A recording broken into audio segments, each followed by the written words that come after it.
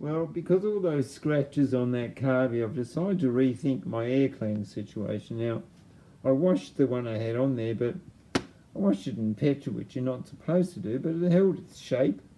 Then I washed it in hot soapy water, and then it just sort of collapsed, and now it's gone all soft. Chuck that one, and I've got a spare one. So I've set that up again with a hole, it worked out, and there you can see the thing there, so that's going to work out nice. That'll come along here, and I poke that in, and out comes that hole. It's slightly supported by the spring. That's all good. Well, this time around, I'm going to load this thing up with so much filter foam it's not funny, inside and outside. If you put that to your mouth and breathe through it, it breathes really freely.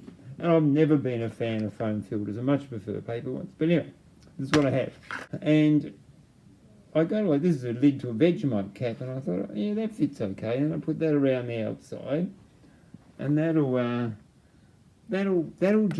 stop that direct in-blasted air, which is probably the most crucial one. So I had to look around for something a bit better than a Vegemite lid, something more in keeping with the colour. Although I could make a P, because that's the right yellow. I could make like Australia Post P out of tape and cut it out.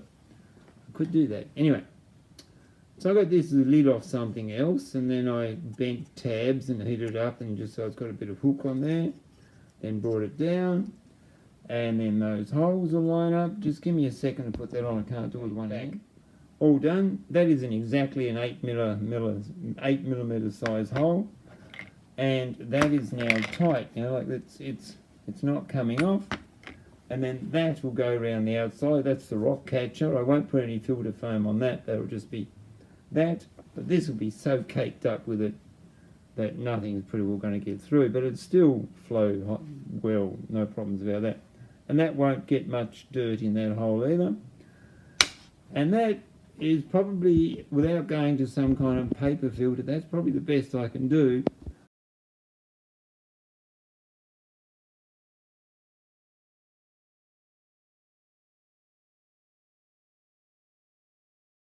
Because the two springs seem to be binding up, I've changed the way I do it to just one spring, but two plastic parts. They just Lego into each other, and now it just compresses the spring more.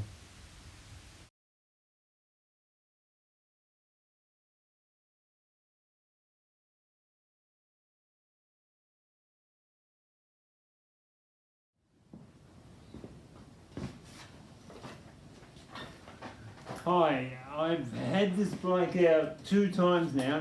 You didn't come along with me, but they were just short little rides, and it's not right yet. It's a bit of a handful to ride, and I'll explain. I'll show you how. It's dead cold at the moment. I'll just turn it on.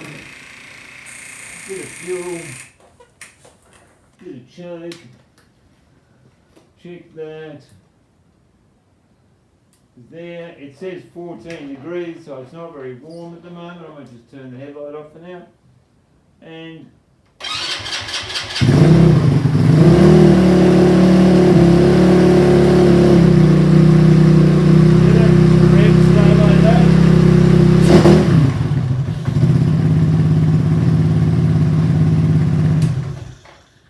what happens is it's still sucking so hard that the slide is sticking, so you ride along, just light revs, and you come to a stop, you back your throttle off, but the motor still goes and it pushes you, or you pull up your lights, and then the automatic gears are hard to play with, so it's awkward to ride. The power, I think it's way over carbureted or something, but I only have to use slight throttle and the thing pulls like a diesel. It's got instant power, and it's too much instant power, even so to the point where sometimes you go to take off on a bit of a hill in first gear, and you get that knocking sound that some cars make just before they stall. You know, they knock, knock, knock. And what it is, it's got so much power down low that it's just physically impossible to push it along. Yet the motor's got a big explosion going on in there. It wants to go, but just low revs, it can't do it. So it's too excited at this moment at low revs. I've got a couple of ways to get around that. I have offset keyways. I can retard the ignition, that'll cut it back a bit. I can richen it up even more to dull it down, and I can change the belt drive.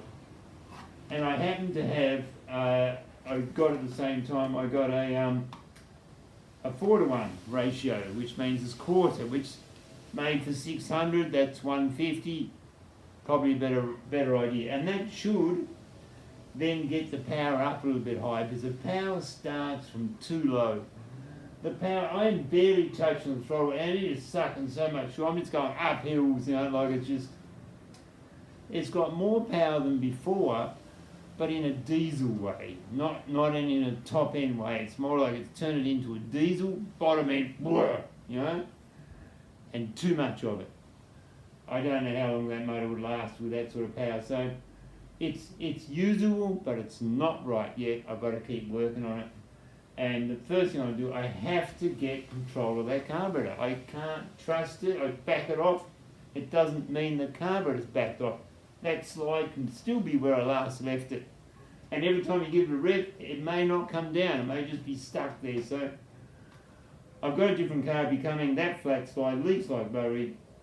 It's not going to work. So I still have to keep working on it. And it's good.